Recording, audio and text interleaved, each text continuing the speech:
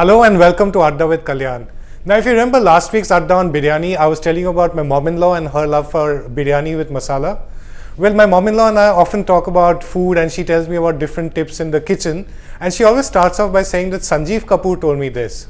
Now, the thing is that she's never met Sanjeev Kapoor, but she really swears by his shows, and that's really symptomatic of what chefs like Sanjeev have done, because the TV chefs have really shown and made the kitchen a lot more exciting to people, and it's no longer seen as drudgery. But the worry then is that with kitchen chefs becoming so popular, you've got a lot of mainline chefs moving into the TV field as well, and there's a worry that who's going to be left behind to cook in the kitchen. And that's a topic of a blog which was written very recently and which raised a lot of discussion, and that's what we are going to talk about today. We've got a very interesting panel, so I'm going to start to you by introducing the studio guests. We've got Antoine back with us, who was part of one of the liveliest chats we had early on the Mumbai food scene. Right, yeah. Absolutely, it was good fun with Kunal and Sourish at one side and Antoine showing the other side of the modern food scene. Absolutely, yeah. So Antoine is a seasoned food writer. You will find his writings in HT, in Forbes, and he's also part of the organizing committee of the Times Literature of the Tata Live Lit Fest, not the Times one. So he's got a very interesting point of view, which we'll talk to him. We also have with us Irfan Pabaney, who's lived a very colorful life. He was born in Colombia, he's lived in Nigeria, he's trained in Singapore, and he's been a part of many interesting, exciting restaurant stories in Mumbai. He'd worked with Rahul Akarkar in Under Dover and also with Indigo. My first. He was part of the launch of Yaucha and Hakkasan, and now along with Rachel runs a very popular Sassy Spoon in Kolaba and Bandra, where you'll often find me in the evenings having scones over there, and those scones are absolutely award-winning stuff. I'm glad you like them. No, we just love them. So it's great to have you on board. Outside the studio, somewhere in Bombay, in Andheri East, we've got Chef Ajay Chopra with us. Hi Ajay. So Ajay was a judge of the first two seasons when MasterChef India came to the country, and before that, and at that time he was working with hotels like Marriott in Goa and then Westin as a chef. But now he's moved out, he's branched out, and he's started his own ventures. You'll see him on television, you'll see him on YouTube. So slightly different journey from Irfan, and it's going to give us a different perspective. Joining us from Delhi is a very seasoned food writer who's been a journalist for 30 years and focuses on the food writing scene. He's worked with various established media outlets like the HT and the Telegraph, and now has become a blogger as well, Sourish Bhattacharya, and he's joining us from Delhi.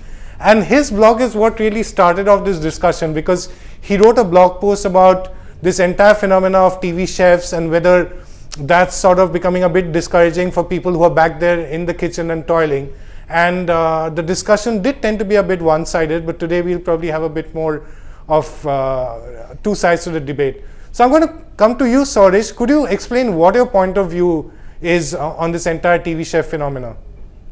Yeah, I've got 2 points. One is that, of course, I agree entirely that TV chefs have opened up the kitchen to people who had no idea what the kitchen could produce, and it also enthused a generation of youngsters to become chefs and be proud of it. So that's a positive of TV chefs. What I was objecting to in my column was that the phenomenon of television chefs now is taking on extreme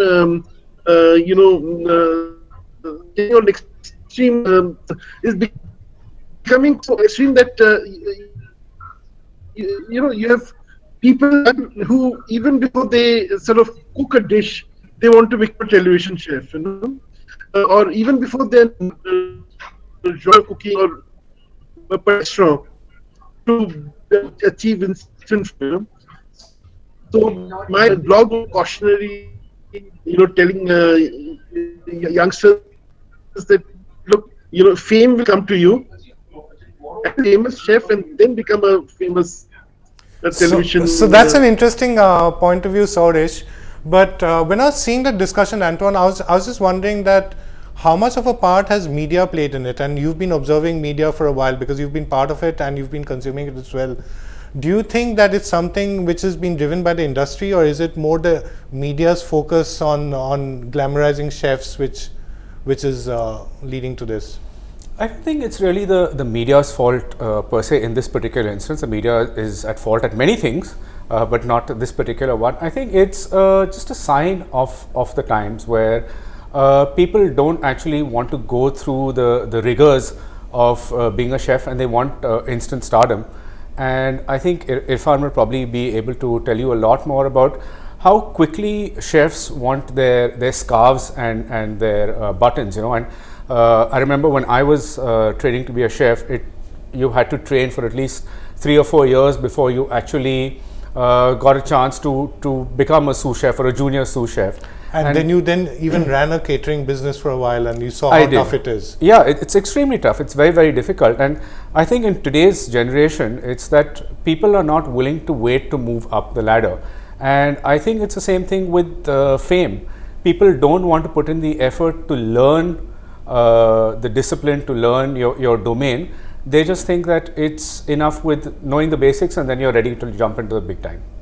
And when I'm hearing you, I can sort of relate to it. I think it's not just something limited to chefs or cooking, because I see this across, like even if it comes to blogging and so on. I mean, there's so many people coming in now, and it's so easy to get exposure, right? I mean, and that's absolutely. And I think it's like with Twitter and Facebook and all these things. There's just such a lot of noise that I think there's a desperation to be louder and to be up there much quicker than you actually should be. Yeah, I mean, people like you or Mariam or Sourish or Veer have like spent years practicing that craft, but today anyone can just come out and put a blog post out there. Yeah. 23 years for me, so and I'm still chugging at it. But I think, Antoine was correct. So I have to constantly counsel my chefs, and I have to constantly give them advice, which is be patient. Everything is gonna come in time. I said be patient, learn your craft well, because that's what is eventually gonna hold you in good stead.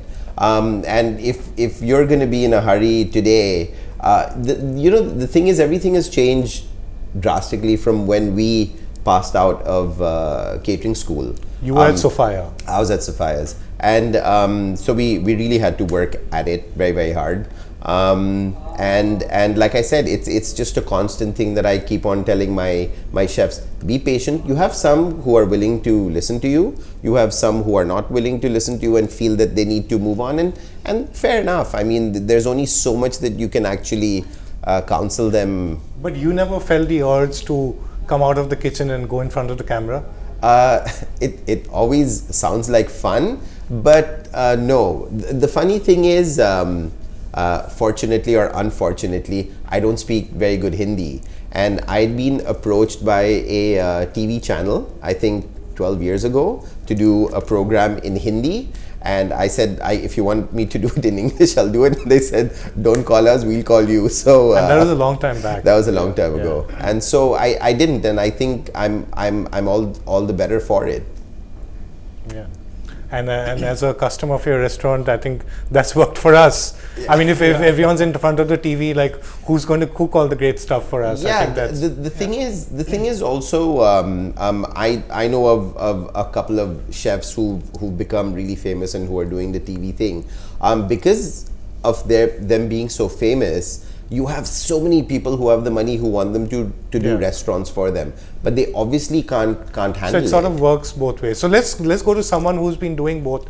Ajay, you are someone who's been a part of the biggest possible kitchens, because you've worked with very large 5 stars, and then you tried the television experience when you worked with MasterChef, and then you've been doing shows quite a bit on food and your own YouTube channel.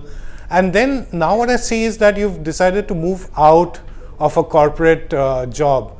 What allured you to television, or what inspired you to move out of the kitchen?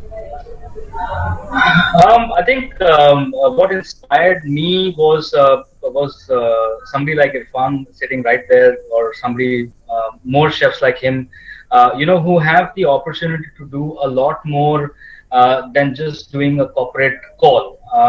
Because in hotels presently, I mean, with all great respect to all hotels, I think an executive chef role is very limited to very little creativity and very little chance to create a lot more. So, but I think a restaurant chef has got much more caliber and much more time to do things that what he wants to do as a chef.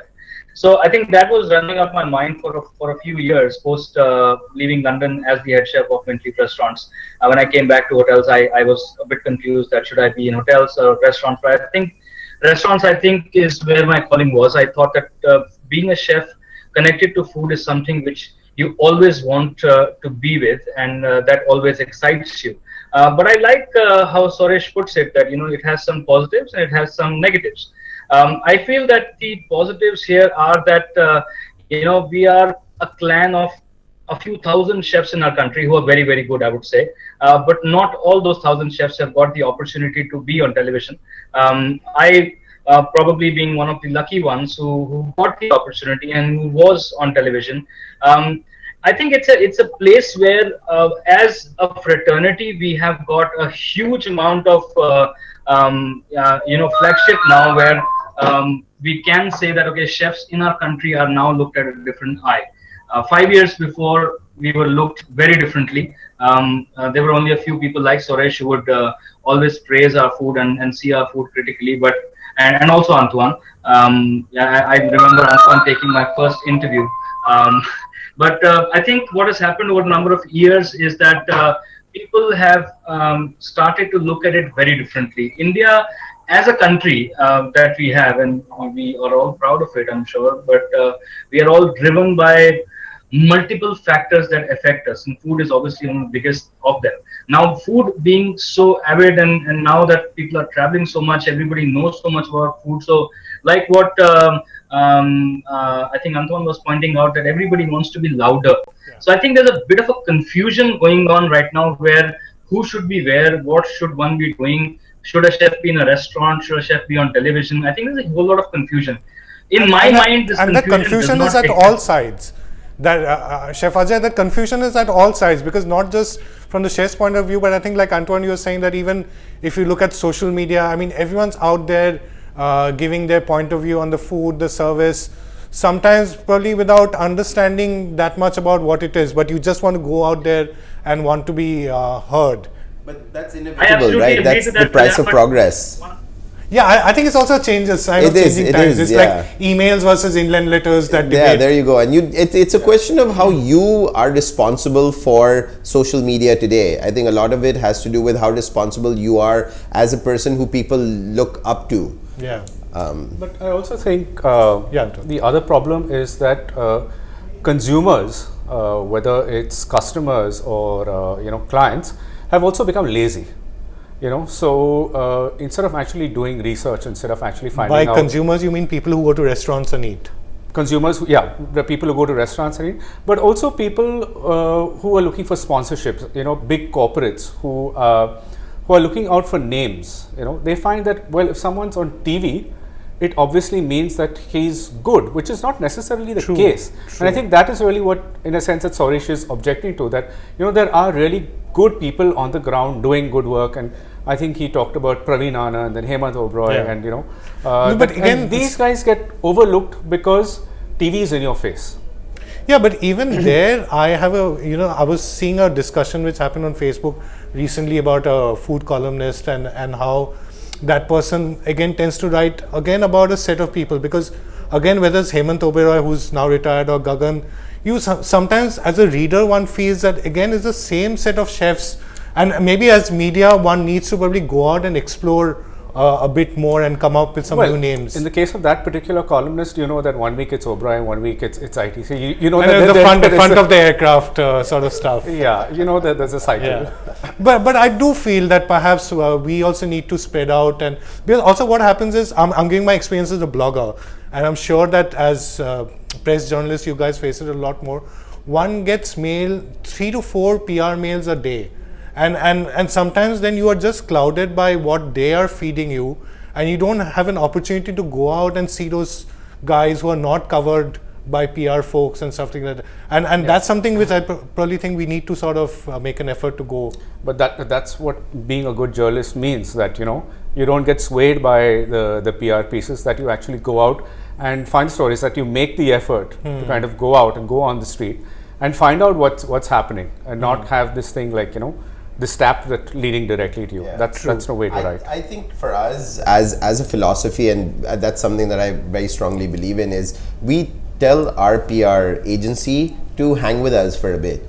Hang with us, look at what we do, because it'll be easier for you to then be able to do what you're supposed to do, knowing and understanding us as restaurateurs. I don't think that your PR agencies, I don't even know who they are pushy, because they're not in your face. They're not. And that's one thing we made sure not to do. I think taking from whatever it is Sourish is saying, the one thing that I constantly tell my team is make sure your food is spot on. Yeah. I said that is the most important thing that you need to do, and if you can get that right, True. you're sorted to a very large extent. Yeah, I mean, that's why we keep going back to certain restaurants, because of the consistency. Correct. Now, Sourish, I want to tap on your experience, because you're in Delhi and you travel a lot, and because of your position as a journalist, you tend to interact with a lot of chefs, and often, like, once the event is over, I'm sure you chat with them and stuff like that. So do you sense this grouse from them, that there are a lot of people who are putting in a lot of work, but they're not getting the reward or the acclaim which they should? Is there a resentment? I was having dinner last night with a blogger who's also a chef, and he belongs a little younger than me. So he is sort of was saying that today, even before youngsters get their first dish right, they get their first murg makhni right, they want to be on television. So that is a lament. No one grudges anyone becoming famous. That if a chef becomes famous for good reasons, that's very good. We all celebrate it. But I often give the example of Manish Mehrotra, for instance. You'll hardly find him on television, but because his food talks, the point Irfan was making, his food is talking for himself. Gagan, you'll rarely. I mean, I've not seen him on Thai television or on Indian television. I mean, he appears maybe once or twice in a year, but again, his food talks for his greatness. And there are many other chefs, Chef Praveen Anand, I think he's an example of how little, the world knows about him. Yet he's done so much to research into the various nuances of South Indian cuisine. So, you can keep giving just an example, what I felt that a lot of, when I wrote my blog, what was most gratifying to me was that a lot of youngsters, who are in their 20s, they started this hashtag called Keep Cooking. And that I found was the most gratifying part, So these chefs in the 20s, they say that keep cooking, fame will come to you once you get your food right, Yeah, so in fact, this is a question which I have to you and Antoine and Sourish, is that yes, I mean, there are young chefs who are getting really popular on television and social media and stuff like that, but the audience seems to be lapping them up. So then what's the problem?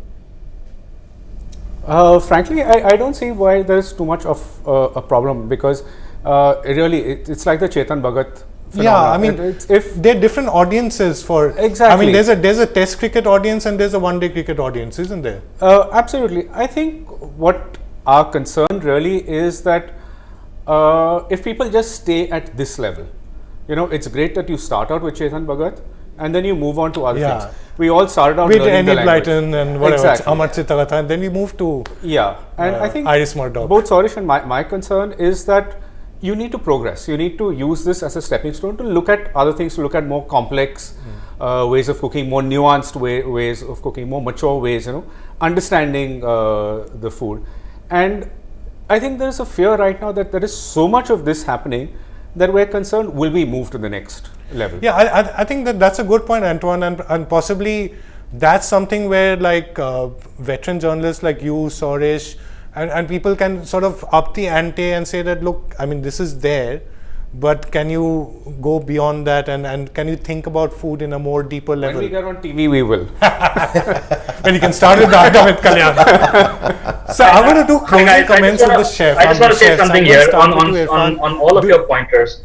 Sourish has mentioned about some chefs, which obviously are great chefs, but I think the category now is getting differentiated, where television is a chef doing television is not a chef anymore. A chef doing television is a chef plus a presenter, which is an added skill. And I think anybody who's doing that, and I would categorize them as seniors or juniors, and seniors being Sanjeev Kapoor's or probably, let's say, Kunal or Ranveer or myself. And there are juniors who are coming up, who are learning the trade as they're going along, are also looking up. So as you said, Kalyan, that there are different strokes for different folks, but here the skill is completely different. There's a different job profile that we guys are probably looking at when we are on television. A few years back, I'd actually heard this in the UK, that Gordon Ramsay was asked in one of his restaurants, that one of the guests said that, where is he? Is he on television? Who's cooking my food? Now that statement kind of is a little disturbing for the whole fraternity, because here is one guy who's taking the flag up and saying, hey guys, you know what, the chefs are good, this is what we can do, this is what we can deliver, and there are thousands of me behind me who can cook really well, and these are the restaurants that are profiled. So does that mean Gordon Ramsay becomes a bad chef? I don't agree. I think it is just about how we look at the entire scenario, where yes, there are chefs who are completely drilled down in their restaurants. They want to do good food consistently day in, day out. That's what they believe in. That's what their heart says, that I want to be this. But there are chefs who have seen a bit of glory, a bit of money, and a bit of more fame that has come through their way. That has not just being in the kitchen, but also outside the kitchen. Brands are realizing their values. So why not? I would say that why not? I mean, this is probably a time where a noodle ad was always done by a film star. Why not a chef? Now, So the time when the chefs I think that's a good point which Ajay has raised, and I think which really sums up the scenario today, which is why not. I think that there are different facets which are there in the food industry, which makes it so exciting for all of us, and I think that all of us have ridden that that wave, and I think that Sourish makes a very good point, and which Antoine backs up as well, that what has happened with chefs coming on television or on social media or being celebrated is that the world of food has been celebrated, and all of us, including writers, bloggers like me, all of us have benefited from that, and like Ajay says, it takes a special skill, which is why it's so difficult to make Sachin Tendulkar or worse, Saurav Ganguly to act in an